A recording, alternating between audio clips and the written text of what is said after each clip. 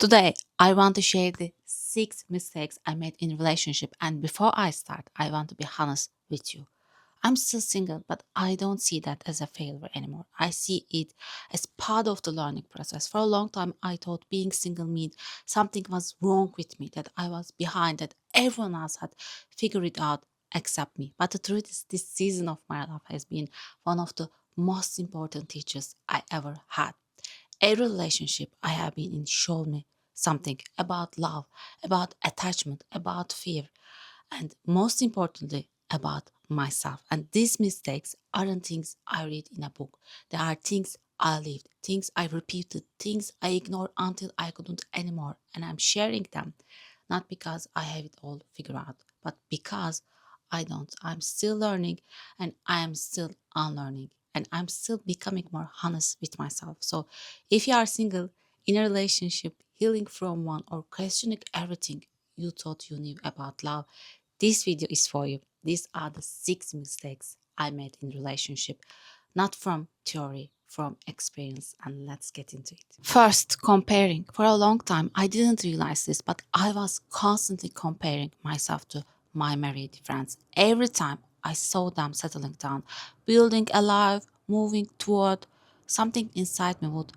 tighten. I would tell myself stories like I'm behind, or something must be wrong with me, or why hasn't this happened for me yet? And without noticing it, that comparison started to shape how I showed in my relationship. I wasn't meeting my partner as they were. I was meeting them through pressure, through timelines, through expectation that didn't even belong to me. I was trying to prove something, not to my partner, but to myself, and honestly to everyone else. And when you compare yourself to others, you stop listening to your own truth. You stop asking what you actually want. Instead, you start chasing what looks right from the outside. And that pressure doesn't create connection, it creates tension. And I realized I wasn't present in my relationship because part of me was always measuring, always checking, always asking, where am I supposed to be? But the truth is, there's no universal timeline. The moment I stopped comparing my life to my married friends, something shifted. I could finally breathe. I could finally show up honestly without rushing, without forcing outcomes. And I learned that relationships don't unfold according to comparison. They unfold according to alignment. And second, didn't accept. For a long time, I didn't accept who I was. I believed my value lived on the outside, in how I looked, in what I achieved, in how I performed. So I was always trying to change myself, fix myself, improve myself into someone I thought would finally be enough. But that constant self correction wasn't growth, it was self rejection. I wasn't listening to who I was trying to become who I thought I should be, who society rewarded, who others approved of. And when you don't accept yourself, it doesn't stop with you. It shows up in your relationship. And I realized that part of me struggled to receive love, not because I was incapable, but because somewhere along the way, trust was broken. A moment in my past taught me you can only rely on yourself. So I learned to stay in control, to overcompensate, to never fully lean on anyone. And I wasn't alone in that. Many women disconnect from their real strength. I know they are often taught to see emotional depth as fragility and sensitivity as something that needs to be controlled instead of valued. Because of this, you may hide your feelings or doubt yourself. However, emotional awareness is not a weakness. It is a strong and steady foundation. The ability to feel deeply, to stay present during discomfort, and to respond calmly instead of reacting quickly shows real inner strength. That kind of world keeps us reactive, distracted, always looking outward for validation. Here's what I learned: I am the creator of my experience. I am responsible for my own energy. And the more I looked outside for answers, the further I drifted from myself. Real power didn't come from changing who I was, it comes from accepting who already am. When I finally slowed down, turned inward, and stopped trying to become someone else, something shifted. Close your eyes, sit in silence, breathe. You don't need to be told who you are, you already know. The greatest separation isn't between people, it's between you and your own truth.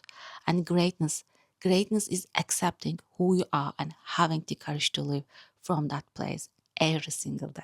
Unhealed wounds. Third, I think the biggest mistake we make in relationship is that we don't understand how critical the very first steps really are. From the moment you start dating someone, you are not just getting to know them. You are setting the energetic foundation of the relationship. And most people don't realize that. They are bringing their unhealed wounds, fears, and unmet needs directly into that relationship. And many people say they want a relationship, but what they really want is to stop feeling lonely. And there's a big difference between the two. When you need a partner, you are not in your heart. You are in your mind. And when you are in your mind, you don't attract a soulmate. You attract someone who matches your unhealed patterns. If you are not willing to let go of the parts of yourself that are afraid to be alone, you will keep recreating the same relationship, just with different faces. It might feel amazing in the beginning. Infatuation always does, but infatuation is not love. Love doesn't even begin until infatuation fades and reality shows up. Here's the truth most people don't want to hear. The partner you attract is not just a reflection of where you are at emotional, but also the exact person you need in that moment to heal something within yourself. That's why relationship can feel so painful because they are medicine. Real relationship don't just give you comfort, they bring your deepest wounds to the surface. They force you to look at parts of yourself you have been avoiding. And if you are not willing to heal, you will keep repeating the cycle. You will say, this one feels different. You will say, they are not like my ex. And for a few months, it will feel true.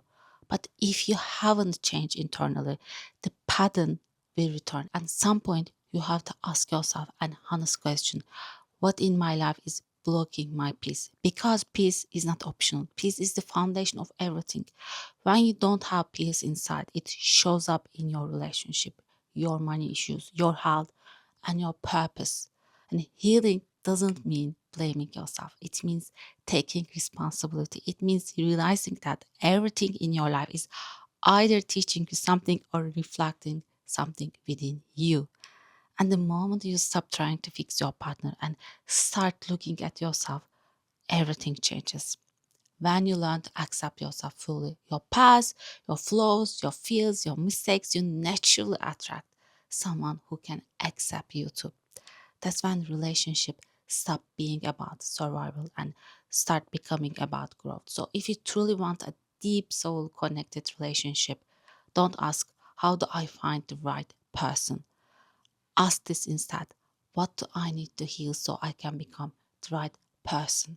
Because when you do that, love doesn't have to be chased. It finds you. By the way, if you liked the video, please hit the like button. And for your family patterns, sometimes the very thing that is blocking your peace is not your partner. It is your family. For some people, it is the mother.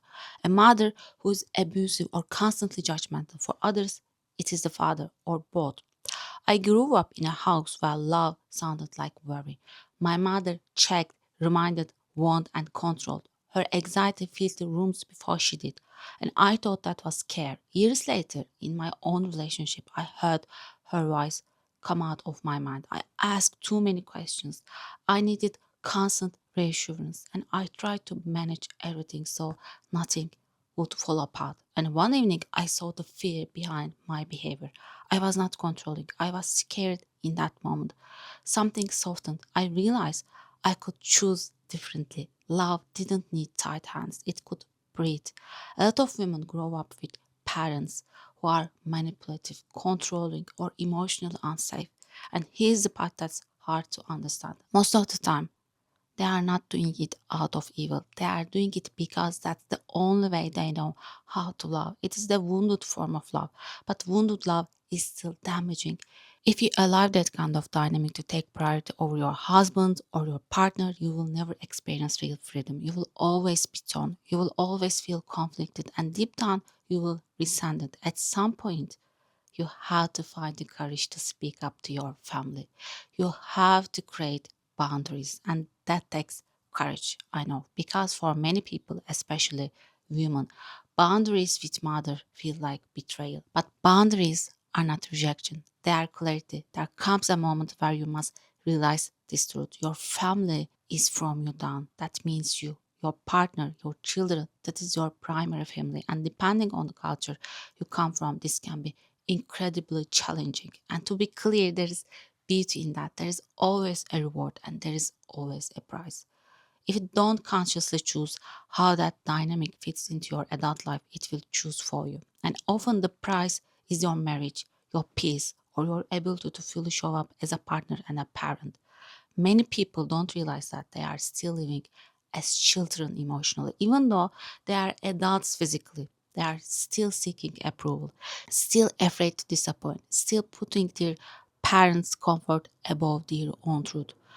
And that's where resentment grows quietly, slowly. Healthy relationship require you to step into adulthood fully. That means honoring where you come from, but not allowing it to control where you are going. You can love your parents and still say no. You can respect your culture and still choose differently. You can appreciate the family you come from without letting it sabotage the family you are building. Freedom doesn't come from cutting people off, it comes from choosing yourself consciously. And when you do that, you don't just heal your relationship, you change the legacy for everyone who comes after you. And five, not have deep connection. For a long time, I thought my relationship were fine. I didn't have a deep connection or real understanding with my partners. But I told myself that was normal. I thought love was supposed to be difficult, and I thought struggle meant passion. I thought intensity meant connection, and when communication felt hard, I didn't see it as a red flag. I just thought this is how relationships are. Looking back now, I can see how wrong I was. When I ask myself those questions today, do we have a deep connection and understanding? Or is communication effortless? Do I feel emotionally safe and able to trust? Are we aligned in our values? Do I feel at home with this person? Do we support each other's growth? The honest answer back then would have been no, but I stayed anyway. Why? Because I was choosing chemistry over connection. The attraction was strong, the energy felt electric, there was passion and intensity, and I misunderstood that for love. What I didn't realize was that underneath all of that, there was anxiety. I didn't feel truly safe. Communication wasn't flowing. It was chaotic. Small conversations turned into arguments. I held things in. My partner did too. There was no real trust. I worried. I questioned. I overthought. And that anxiety actually made the connection feel stronger. Because tension can feel like chemistry when you don't know the difference.